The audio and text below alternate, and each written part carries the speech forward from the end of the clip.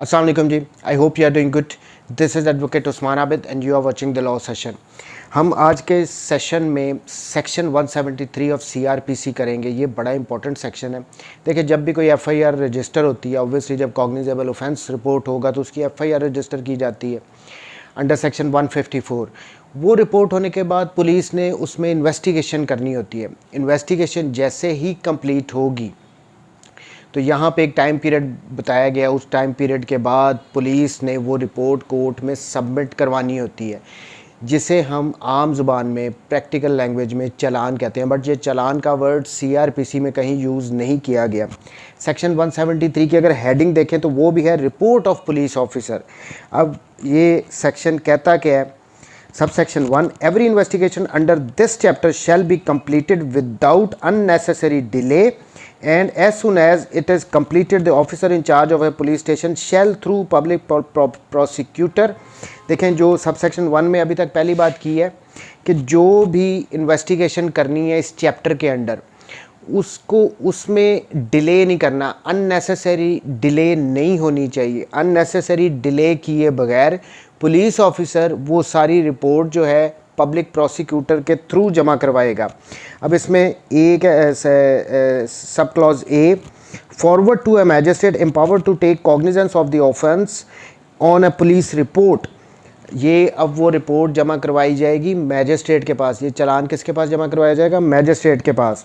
A report in the form prescribed by the provincial government setting for the names of the parties, the nature of the information and the names of the person who appear to be acquainted with the circumstances of the case and stating whether the accused is if arrested has been forwarded in the custody or has been released on his bond, and if so whether with or without sureties. देखें, अब यहाँ पे subsection 1 में अभी तक कहा गया है कि जो पुलिस ऑफिसर होगा वो थ्रू पब्लिक प्रोसिक्यूटर इन्वेस्टिगेशन की जो रिपोर्ट होगी उसको कहाँ पे जमा करवाएगा उस मैजिस्ट्रेट के पास जो उस ऑफेंस की कॉग्निजेंस ले सकता है. Take cognizance of the offence, वो उस मैजिस्ट्रेट के पास उसको फॉरवर्ड करेगा. अब ये जो चालान होगा, ये जो 173 की रिपोर्ट होगी, ये कह रहे हैं जो स्पेसिफिक फॉर्म होगा उसके मुताबिक करवाई जाएगी, जिसको मैं अभी साथ यहाँ पे स्क्रीन पे भी चला देता हूँ. ये इस किस्म का एक चालान फॉर्म होता है. इसमें होता क्या है कि कंप्लेनेंट कौन है, उसका क्या नाम है, कौन कौन से इसमें एक्यूज़ हैं उनके नाम होते हैं, विटनेसेस कौन से हैं, क्या इनसे रिकवर किया गया है. फिर इसके बाद टोटल इन्होंने इन्वेस्टिगेशन में जो कुछ भी ब्रीफ फैक्ट्स के साथ इनकी फाइंडिंग होती है वो बताई जाती है. प्लस इस चालान के साथ, इस 173 की रिपोर्ट के साथ जो कुछ भी कलेक्ट किया जाता है एविडेंस में, जो कुछ भी मेमोज़, रिकवरी मेमोज़ वगैरह बनाए जाते हैं, वो ईच एंड एवरीथिंग, कोई पोस्टमार्टम हो गया, कोई एमएलसी हो गया, उस केस से रिलेटेड जो कुछ भी डॉक्यूमेंट्स वगैरह होते हैं वो भी इस चालान फॉर्म के साथ अनेक्स किए जाते हैं. और एंड पे इसके डिटेल भी दी जाती है कि इस चालान के साथ कौन कौन से डॉक्यूमेंट साथ अनेक्स किए जा रहे हैं. सो ये प्रेस्क्राइब्ड फॉर्म है. इसके मुताबिक ही कोर्ट में चालान जमा करवाए जाते हैं इस फॉर्म के साथ.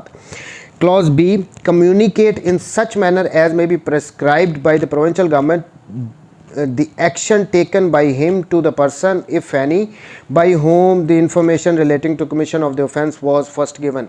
ये फर्दर क्लॉज बी में कह रहा है, वो ये भी बताएगा कि उसने क्या एक्शन लिया जब ये रिपोर्ट किया गया था मैटर.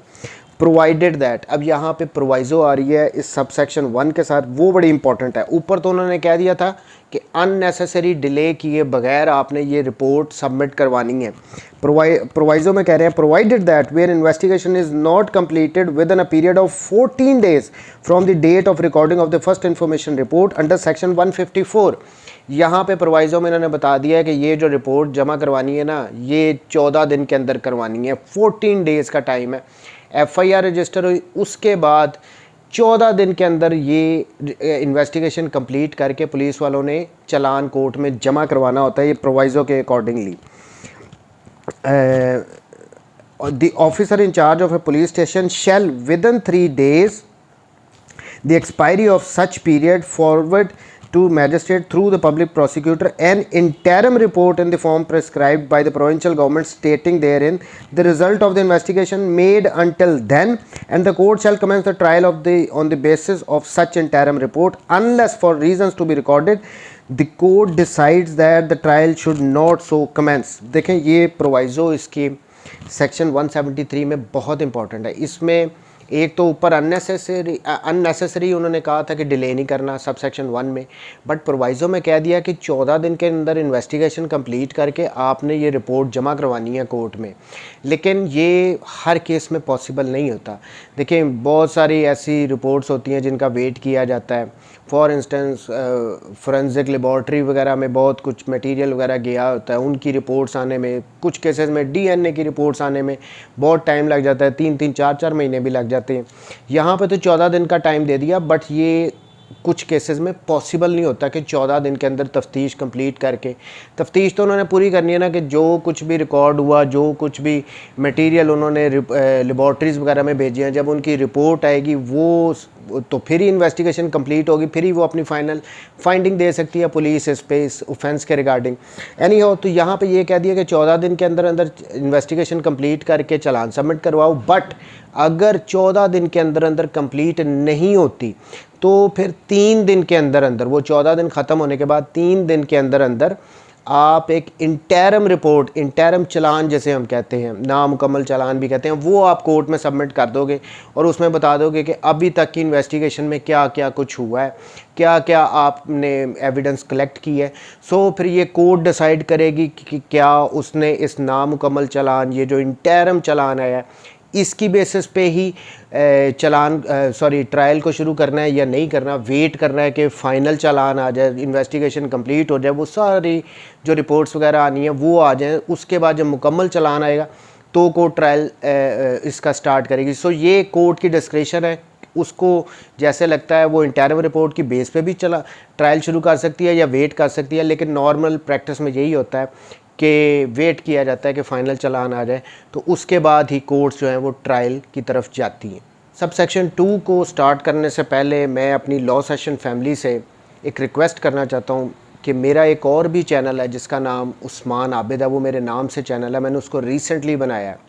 आप उसका लिंक मैं डिस्क्रिप्शन में डाल दूँगा, आप उसको भी विज़िट करें, क्योंकि बहुत सारी बातें ऐसी होती हैं जो मैं इस चैनल पर नहीं कर सकता हूँ। ये चैनल सिर्फ़ और सिर्फ लीगल जो लॉ की एजुकेशन है उससे रिलेटेड है, इसके अलावा मैं इस पे कोई और बात करता नहीं हूँ, और अगर करूँगा तो वो मुनासिब नहीं लगता। लेकिन उस चैनल पे वो मेरा करंट जो अफेयर्स चल रहे हैं पाकिस्तान के, जो पॉलिटिकल अफेयर्स हैं, जो हाई प्रोफाइल केसेस हैं, वो मैं उधर डिस्कस करता हूँ। सो अगर आप में से कोई इंटरेस्टेड हो तो मैं उस डिस्क्रिप्शन में मैंने उसका लिंक आज मैं पेस्ट कर रहा हूँ, आप उसको भी जाके विज़िट करें।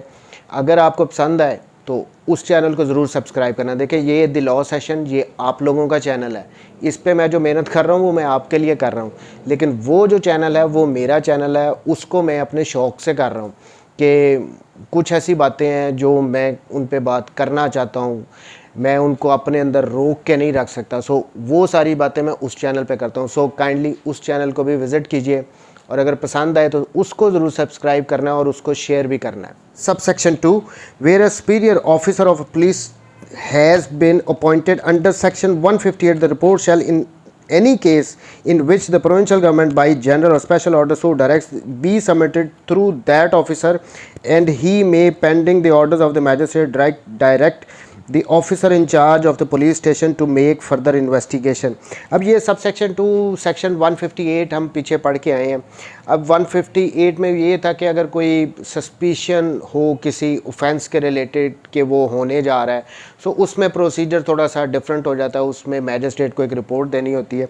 सो ये उसी से रिलेटेड है कि यहाँ पे वही ऑफिसर रिपोर्ट जो है वो पुलिस जो मैजिस्ट्रेट को शुरू में दे रहा है वही उसका चालान जो फाइनल रिपोर्ट होगा वो सबमिट करवाएगा। Sub section 3, whenever it appears from a report forwarded under this section that the accused has been released on his bond, the magistrate shall make such order for the discharge of such bond or otherwise as he thinks fit। अब ये sub section 3 में ये कहा गया है कि जो report court की पुलिस की तरफ से जमा करवाई गई है, जो चालान कोर्ट में जमा करवाया गया, उससे मैजिस्ट्रेट को लगता है कि ये पर्सन बेगुनाह है, इसके अगेंस्ट कोई एविडेंस वगैरह कलेक्ट नहीं की गई, ये बेगुनाह है, वो कॉलम नंबर 2 में वैसे भी चालान में डाल देते हैं उन पर्सन को जो कि बेगुनाह वो डिक्लेयर करते हैं। तो यहाँ पे को मैजिस्ट्रेट के पास ये पावर है कि उसको डिस्चार्ज कर दे, जो श्योरिटीज़ वगैरह हैं उनको डिस्चार्ज कर दे। लेकिन उसको लगता है कि अगर नहीं, इस पर्सन को बेशक पुलिस ने बेगुनाह लिख दिया है, डिक्लेयर कर दिया कि ये इनोसेंट है, कॉलम नंबर 2 में है, इवन देन अगर मैजिस्ट्रेट को लगता है कि नहीं इसका ट्रायल होना चाहिए तो वो उसको कॉल अप कर सकता है। सो ईदर वे जो भी सिचुएशन होगी वो मैजिस्ट्रेट के पास दोनों पावर्स हैं कि या तो एग्री कर जाए पुलिस रिपोर्ट के साथ और उसको डिस्चार्ज कर दे, या फिर उसका ट्रायल करवाए। Sub section 4, a copy of any report forwarded under this section shall on application be furnished to the accused before the commencement of the inquiry और ट्रायल। अब यहाँ पे ये कहा है कि ये जो चालान है ना, इसकी कॉपी कंपलसरी है कि वो एक्यूज़ को दी जाती है ताकि उसको पता हो कि उसके अगेंस्ट क्या क्या एविडेंस आ चुकी है। सो ये इस आर्टिकल में यही कहा गया, provided that same shall be paid for unless the magistrate for some special reason think fit to furnish it free of cost. वो कहते हैं कि इसकी ये पेड होगी, इसके लिए उसको कोई फ़ीस वगैरह देनी पड़ेगी, बट अगर मैजिस्ट्रेट साहब चाहें कि तो उसको फ्री ऑफ कॉस्ट भी प्रोवाइड कर सकते हैं उसकी कॉपी उस चालान की।